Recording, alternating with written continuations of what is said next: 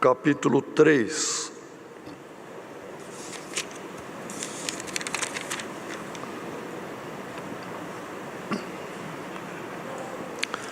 E nós vamos entrar no capítulo 4, lendo 2 versos. Pararemos no verso 2 do capítulo 4.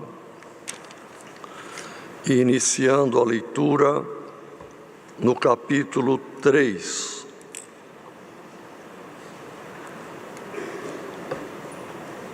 Eis que eu envio o meu anjo, que preparará o caminho diante de mim, e de repente virá ao seu templo o Senhor, a quem vós buscais, o anjo do concerto, a quem vós desejais. Eis que vem, diz o Senhor dos Exércitos. Mas quem suportará o dia da sua vinda? E quem subsistirá quando ele aparecer? Porque ele será como o fogo do ourives e como o sabão dos lavandeiros, e assentar-se-á, afinando e purificando a prata, e purificará os filhos de Levi, e os afinará como ouro e como prata. Então ao Senhor trarão ofertas em justiça, e a oferta de Judá e de Jerusalém será suave ao Senhor, como nos dias antigos e como nos primeiros anos. E chegar-me-ei a vós para juízo, e serei uma testemunha veloz contra os feiticeiros, e contra os adúlteros, e contra os que juram falsamente, e contra os que defraudam o jornaleiro, e pervertem o dinheiro da viúva, e do órfão, e do estrangeiro, e não me temem, diz o Senhor dos Exércitos. Porque eu, o Senhor, não mudo. Por isso vós, ó filhos de Jacó, não sois consumidos. Desde os dias de vossos pais, vos desviastes dos meus estatutos e não os guardastes. Tornai-vos para mim, e eu tornarei para vós, diz o Senhor dos Exércitos. Mas vós dizeis: em que havemos de tornar? Roubará o homem a Deus? Todavia vós me roubais e dizeis: em que te roubamos? Nos dízimos e nas ofertas alçadas. Com maldição sois amaldiçoados, porque me roubais a mim, vós, toda a nação. Trazei todos os dízimos à casa do tesouro, para que haja mantimento na minha casa, e depois fazei prova de mim, diz o Senhor dos Exércitos, se eu não vos abrir as janelas do céu e não derramar sobre vós uma bênção tal que dela vos advenha a maior abastança. E por causa de vós repreenderei o devorador, para que não vos consuma o fruto da terra, e a vide do campo vos não será estéril, nem diz o Senhor dos Exércitos. E todas as nações vos chamarão bem-aventurados, porque vós sereis uma terra deleitosa, diz o Senhor dos Exércitos. As vossas palavras foram agressivas para mim, diz o Senhor. Mas vós dizeis: que temos falado contra ti? Vós dizeis: inútil é servir a Deus. Que nos aproveitou termos cuidado em guardar os seus preceitos e em andar de luto diante do Senhor dos Exércitos? Ora, pois, nós reputamos por bem-aventurados os soberbos. Também os que cometem impiedade se edificam. Sim, eles tentam ao Senhor e escapam. Então aqueles que temem ao Senhor falam cada um com o seu companheiro, e o Senhor atenta e ouve. E há um memorial escrito diante dele para os que temem ao Senhor e para os que se lembram do seu nome. E eles serão meus, diz o Senhor dos Exércitos. Naquele dia que farei, serão para mim particular tesouro. Poupá-los-ei como um homem poupa a seu filho que o serve. Então vereis outra vez a diferença entre o justo e o ímpio, entre o que serve a Deus e o que o não serve, porque eis que aquele dia vem ardendo como forno. Todos os soberbos e todos os que cometem impiedade serão como palha, e o dia que está para vir os abrasará, diz o Senhor dos Exércitos, de sorte que lhes não deixará nem raiz, nem ramo. Mas para vós, que temeis o meu nome, nascerá o sol da justiça, e salvação trará debaixo das suas asas, e saireis e crescereis como os bezerros do cevadouro. Amém. Glória a Jesus, aleluia. Queridos irmãos, este livro é o último do Velho Testamento e foi a última manifestação de Deus antes de enviar o anjo para anunciar o nascimento primeiro de João Batista e meses depois o nascimento do Senhor Jesus. Que olha o mistério, irmãos, que vemos aqui que o próprio Deus diz que Ele viria, e Ele veio mesmo na pessoa de Cristo Jesus.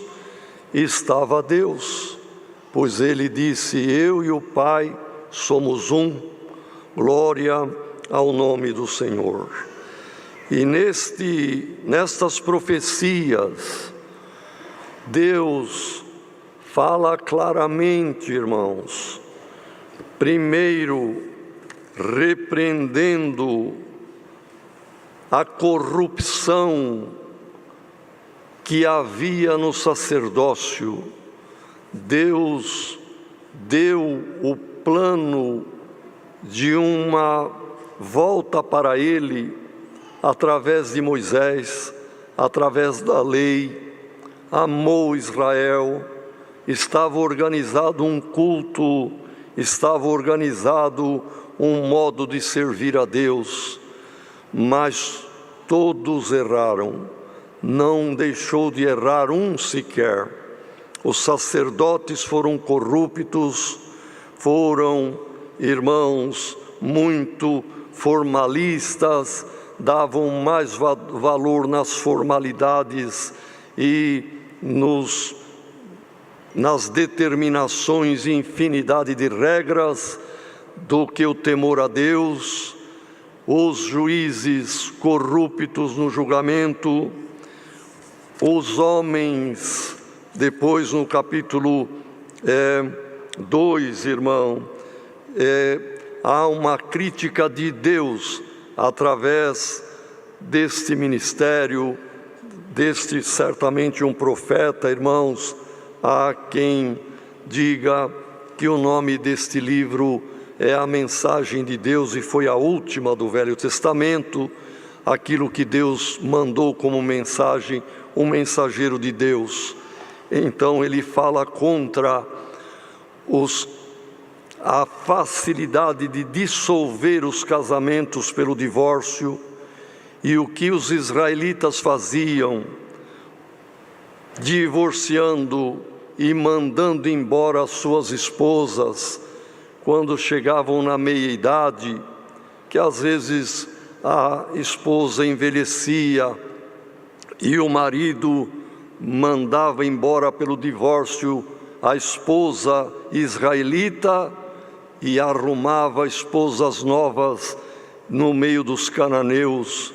Olha, irmão, sacerdócio e juízo corrupto, adultério, facilidade de divórcio, mandar embora a esposa porque envelheceu, perdeu a beleza da juventude, eles não queriam mais e casavam com as que eram jovens ali do território, que não conheciam a Deus.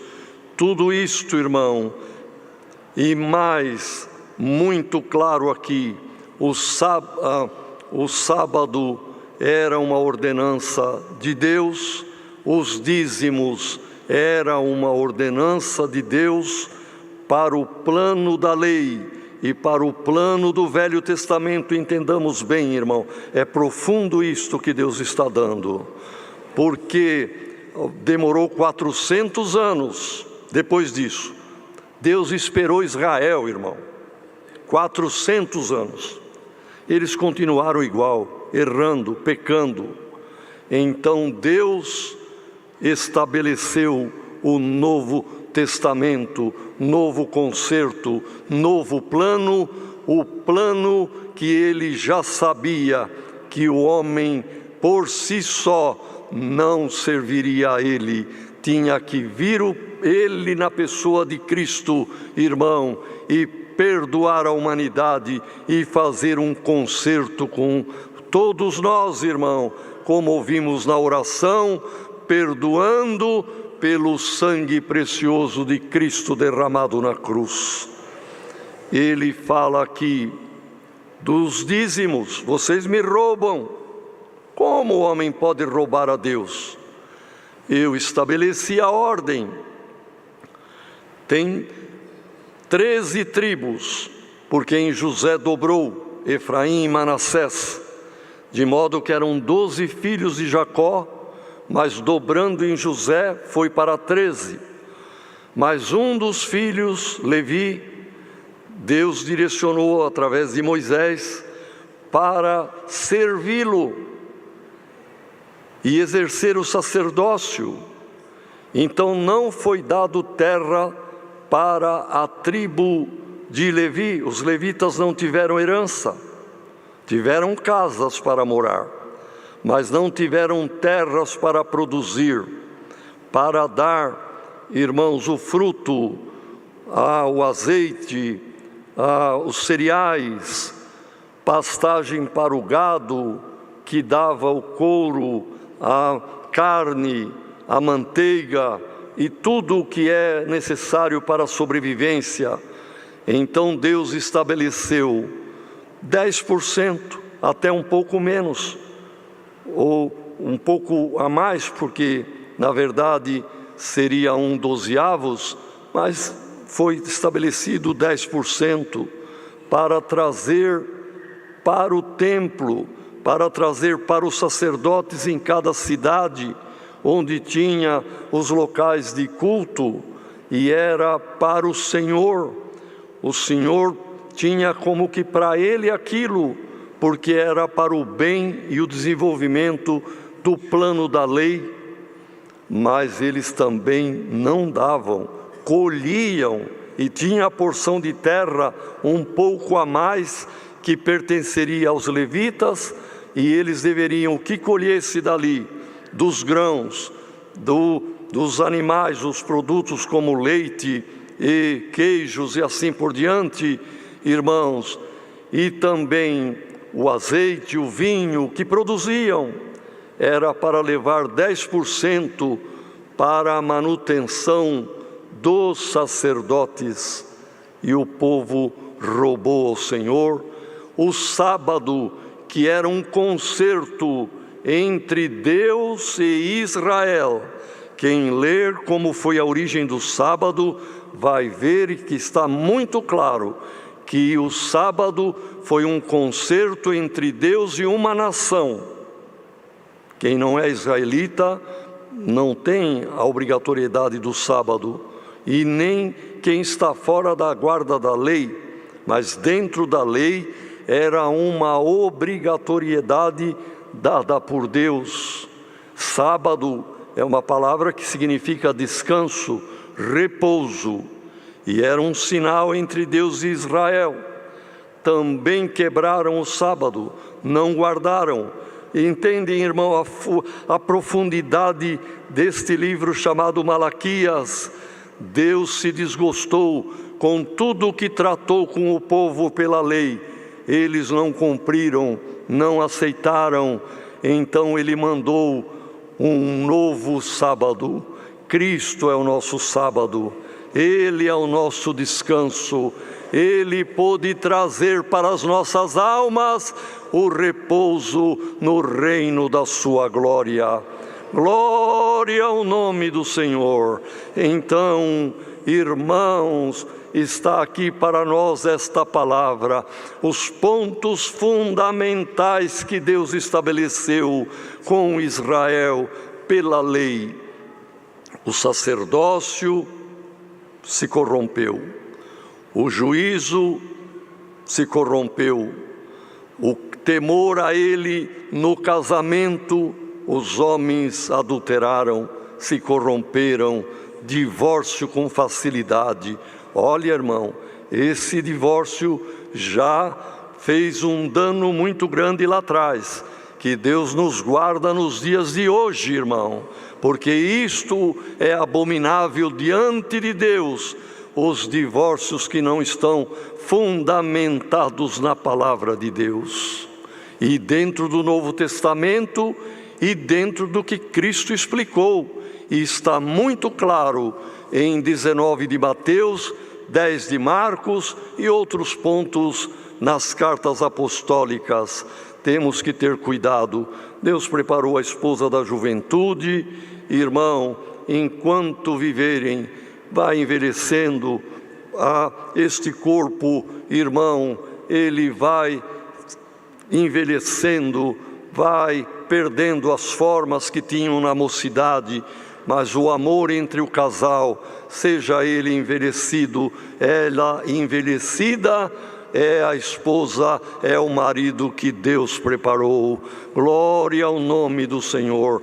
Então, estas coisas e o que o Senhor estabeleceu, não cumpriram.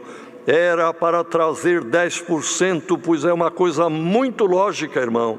Se receberam, as 12 tribos tiveram 1/12 do que seria para a tribo de Levi, foi a mais para eles. Deus não queria nada do deles, queria apenas do que Deus separou para o sacerdócio, que eram os levitas.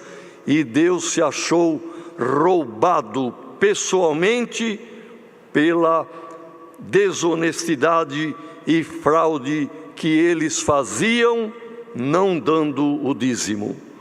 Em Cristo Jesus, na graça e no Novo Testamento, Deus não requer sábado, não requer dízimo, tudo isto é coisa que não deu certo, e Deus enviou seu Filho. Esperou 400 anos, continuaram na mesma. Não houve um justo. O Senhor enviou o seu anjo a anunciar: está na hora de eu enviar o meu filho. Vou mandar. Eis que eu envio antes o meu anjo. João Batista, irmão, foi um anjo de Deus, preparando o caminho do Senhor. E em seguida, ao seu templo,